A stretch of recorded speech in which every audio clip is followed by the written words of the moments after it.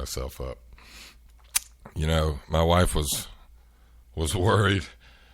You know what? You know, can you get in trouble for that? For using their name? I mean, no, yeah. What, you know, what am I doing? I'm not slandering them. I'm telling the truth. I'm telling my experience. I've looked on YouTube, and you can see people talking about products that they are really unhappy about, talking junk about them and shooting them, you know. Besides, you know, if they did come after me, I'd become famous. I'd be the guy that, you know, did the straight talk commercial. Because they're not shooting straight with us, are they? It's not straight talk. It's straight bald-faced lies. Deception. You know, they wouldn't say a lie, but, you know, it's deception because they're not telling you the whole truth. It's not truth in advertising, is it? Yeah, we just heard some truth in advertising. Is what I'm talking about. Mm-hmm. So anyway, I'm thinking about going back to cricket. I'm going to look back into their service, what it's going to cost, because I'm not putting up with this crap. You know, they're not going to just control, you know, and because it's too much trouble to change services. Man, please. I'll change service anytime I want to. Man, stick around. We're going to take a short break. You're listening to the Man Please Show.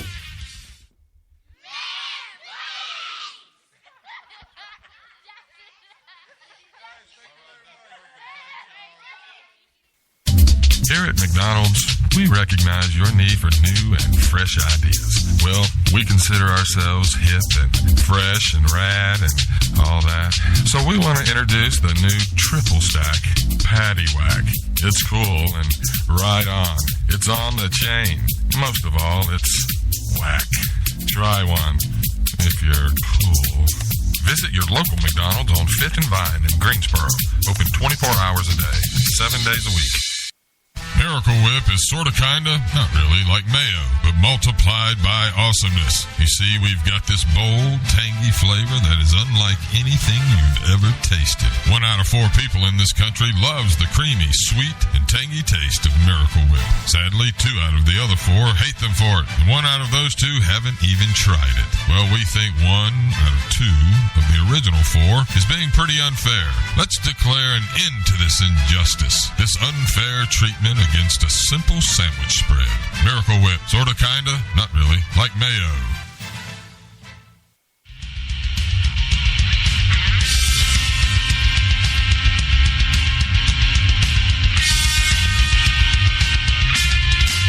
Man, please. Hello, Straight Talk. Can I help you, please? Please state your emergency. Outsourcing. Anyway, I rant forever about that mess. Well, you know what today is? Today's a sad day for University of North Carolina fans. The greatest coach, I think, in the history of basketball, college basketball, passed away. Dean Smith passed away. I think yesterday. You know, I think I've made it clear that I'm a Carolina fan, so I was a big Dean Smith fan. I actually went to several games and saw Dean coaching, and that's back when you could get tickets. I used to go with my father. We used to order tickets, not online, on the telephone. He had there was some number that he could call, get 2 tickets, and so we would get the tickets. We'd drive up there, and we would we'd be parked. We would park in a like a little shopping center, a big Walmart or something, and then there'd be a shuttle bus, and we'd get on the shuttle bus, and the shuttle bus would take us straight to the Dean Dome, drop us off right in front, and we'd go in and watch the games. You can't do that, really, I don't think, anymore. You can't get tickets anymore. And unless you know somebody or, you work at a business that has, that a booster, it's harder to get tickets for common folk, just folks that, aren't connected. But I used to go. I remember my dad, you couldn't embarrass him, and he loved to embarrass you. And we were standing in the concourse, and lo and behold, there was Scott Williams. And he wasn't dressed to play, but he was standing about 20 feet. I said, "Dad, man, there's Scott Williams." And if you're not a Carolina fan, you won't know who that is. But I said, "There's Scott Williams." And he was like, "You want to meet him?" I was like, "No," because, he was talking to people. And I ain't going over there interrupting him, he might slap me, block me like a shot. Dad said, "Here, I'll do it, son. Wait, hang on a second." "No, Dad, please, no." And he walked, hey, Scott. And he looked over. "Hey, my son wants to meet you." And I'm a grown man.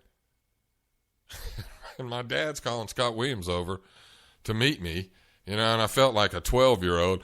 "Hey, can I have your autograph?" It was one moment that I remember from the Dean Dome. There's several. I've been there many times to see my beloved Heels play. But I wanted to sort of pay some homage to Coach Smith, as all the TV, all the local channels have been doing. All the players have come out to pay their respects and say things about him that just made him, more more respectable. I want to, at one time he was the winningest coach in college basketball. He's not anymore, but he was. But see, check this out. The guys, like Coach K has 1,000 wins now. But see, when Dean Smith was getting his wins, they were playing half the games. His first season, which, by the way, his first season was his only losing season in 36 seasons, from 61 to 97. He retired in 97. He had one losing season, and that was his first season, and I think he was 8-9. They played 17 games. And they did that for a long time. He started coaching in 61. He coached from 61 to 97. So they played a lot less games than Coach K has played. So naturally, and I'm not belittling what Coach K has accomplished, but I'm just saying that Dean Smith accomplished, I think, more in less time, with less opportunities to get wins. You only play half the games. It's a lot harder to get as many wins as somebody playing twice as many games. So anyway, I'm a Carolina guy, so I'm gonna be passionate about my man. He won 77.6% of his games in all 36 years. That's pretty good. That's phenomenal. When you consider the parity in college basketball now, and even when he was coaching, he coached up to 97. That's not that long ago. And so, basketball's, there's been a lot of parity in basketball. And so to win 77.6% of your games in an elite league of teams all over the country is pretty impressive, I think. I've got some other stats here.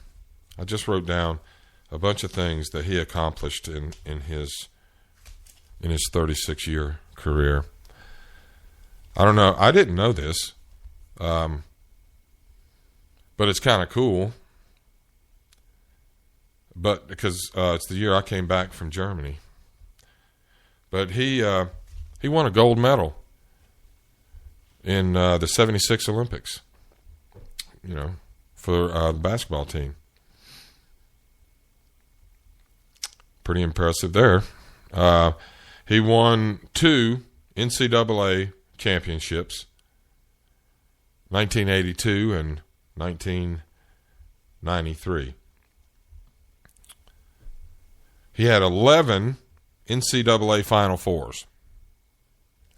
That's pretty good, to get to 11. Out of 36 years, he made it to 11 Final Fours. That's almost a third. He had 13 ACC championships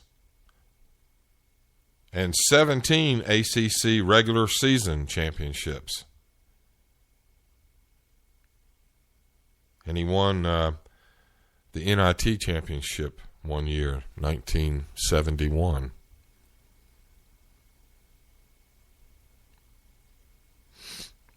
He was voted National Coach of the Year 4 times. And he was voted ACC Coach of the Year 9 times. Let's see here. He was inducted into the Basketball Hall of Fame in 1983. 83, man. He still coached for another, 14 years after he was inducted into the Hall of Fame. So he's in the Hall of Fame 14 years before he retired. How do you do that? 2006, he was inducted into the College Basketball Hall of Fame. It seems kind of backwards to me. Anyway, both very impressive. And he was also Coach Smith was very passionate about racial relations. He signed the first scholarship African American basketball player, Charlie Scott. I tried to find what year that was, and I couldn't. I ran out of time. And couldn't find out when that was, but it was the first in the ACC, right? Yeah, first in the ACC, first African American scholarship athlete, Charlie Scott. So and he also worked to get in the community to make it easier for African Americans to have businesses close and around the college. He was instrumental in that. He was just he was a passionate man. He was more about teaching life than he was about winning basketball. That was not what was in the forefront of his mind. Some of the players, and I heard him say that the principles that he tried to teach them about life, if they applied those, teamwork, he wouldn't let them see their individual stats. He said it doesn't matter what your individual stats are. You're part of a team. He wouldn't let them see them. And he said that if they would apply those principles that he was teaching them about life and about leadership, about competitiveness, good sportsmanship, character, that those things, if you incorporate those things and put them on the basketball court with your skill, you're going to win. That's the side effect You're going to produce